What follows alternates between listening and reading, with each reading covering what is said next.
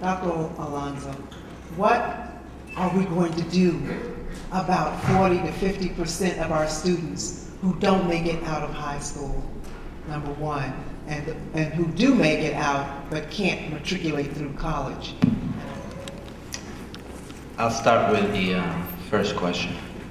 The number is greater than 50%, since the way in which we report graduation statistics don't capture students who drop out at the end of the 9th and the 10th grade, and the greatest number of dropouts occur before junior year. If students stay until the junior year, they're resilient already.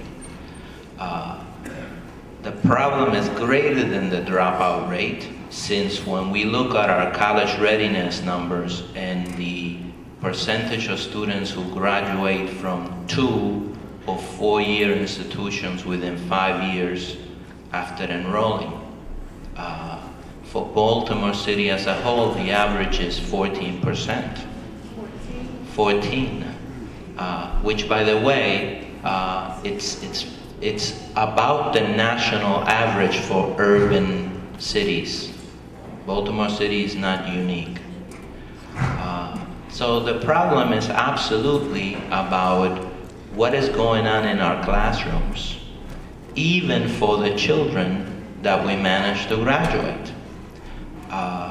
When I couldn't agree more with Dr. Moses' emphasis that this is a national issue, that it's about the fundamental nature of our democracy, that countries and cities have the graduation rates that they want, that some children are disposable and other children are not disposable.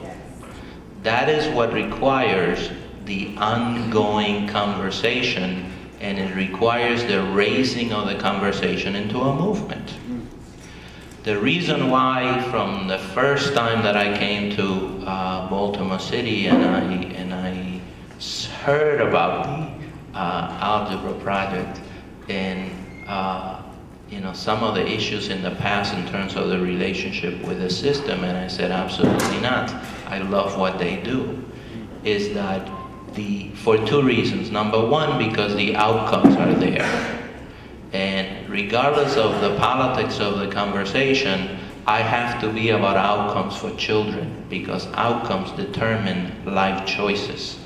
And what I saw is that this was an initiative which delivered results in ways that other initiatives could not show me results. And secondly, because the way in which it delivered results was about something that I have been thinking about for about 20 years right now, which is about the negotiation of authority in the classroom. When we discussed the decline in outcomes for children in American schools, between elementary schools, middle schools, and then high schools, there's a lot of conversation about the youth development and social issues. There is increasingly, in the past 10 years, a lot of conversation about content. What are we teaching them?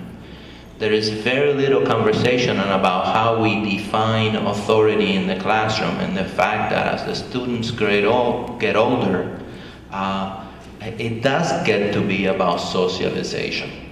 And more and more, what I see when I walk into classrooms as the kids get older is less about owning the acquisition of knowledge, and more about a kind of regularization, when clearly that's not what we expect from functioning people as they move into the society. So in the short run, clearly there are gateway courses.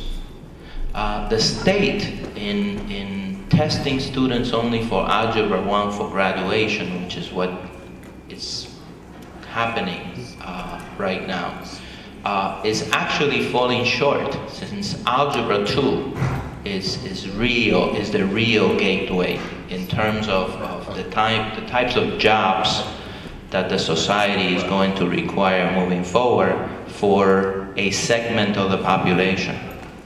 Thank you. Okay, I'm running to back. Can I finish by saying that we're going to aggressively increase the number of algebra offerings and also AP offerings in all our high schools.